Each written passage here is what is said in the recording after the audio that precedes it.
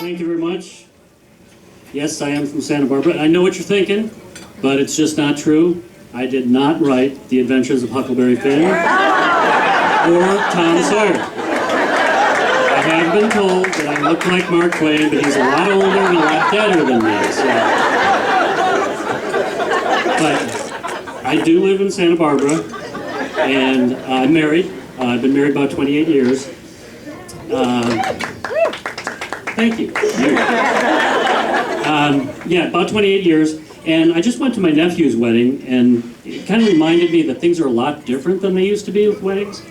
When I got married, it was a lot more traditional, the weddings and proposals. Nowadays, it's all about the YouTube, the Pinterest weddings, the flash mob proposals. Me, I did it the old-fashioned way. I got her pregnant.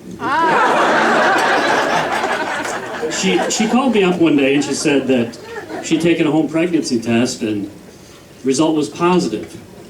Positive. Now, I think every woman in the room knows that positive means pregnant, but us guys want some more information. Like, positive, how does that affect me?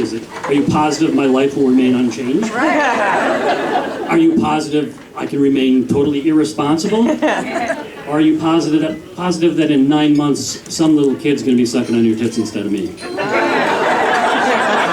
Well, she said she was positive, that the test was positive, and that meant she was the P word. She actually said the P word. So being the romantic that I am, I said, well, I guess we should do the M word. I actually did this, I'm sorry. And so we've been married 28 years, and we still talk the same way. We'll be in the middle of a big fight, and one of us will turn to the other and say, F you, I already got a D attorney on retainer. But we did get married, and of course, every married person knows there's changes in your life when you get married. Some good, some bad, but you adjust. For example, when we first got married, I found out my wife likes to control everything that happens in the house. Everything. And when I had, for example, I had half the garage, I had a big workbench, and I did lots of projects on that bench. Nowadays, her art studio takes up half the garage. I have a tiny little workbench, and the only thing on that is my pride. But it's not all bad because because I don't have the workbench and the tools anymore. I make a lot more phone calls for repairs, and that's just fine with me because then I get to avoid the dreaded 3-tripper. And that is a project. That is a project that requires 3 trips back to the hardware store. And for a guy, that totally is our walk of shame. Because there's nothing worse than going back to the hardware store for the 3rd time, hearing Al say, I told you it was a 3/16 McCracken. But in addition to that, I found that my wife likes to do other things that I don't want to do, like going shopping. And sometime during the trip, she's going to ask me to hold her purse. I don't want to hold her purse. Has anybody else been asked to hold her purse? Yeah? Who else likes that? So what I do now is I stick an empty bag in my back pocket. When she asks, out comes the bag, in goes the purse, and we carry on. The first bag I used was a bag from Home Depot. Then I got a bag from Guns and Ammo. Now I carry a dainty little bag from Debbie's Dildo Emporium,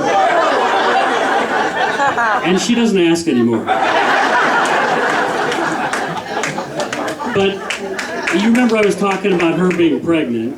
Well, that little guy was born about 9 months later. And right away, very quickly, I found out how annoying little kids can be. It turns out they watch everything you say and listen to everything. They watch everything you do and listen to everything you say. And I found that out when he was in his high chair.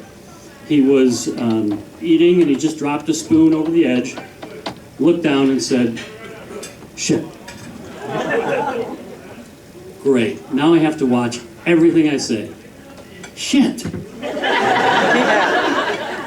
Okay, who else here has the kid that taught all the other kids how to swear?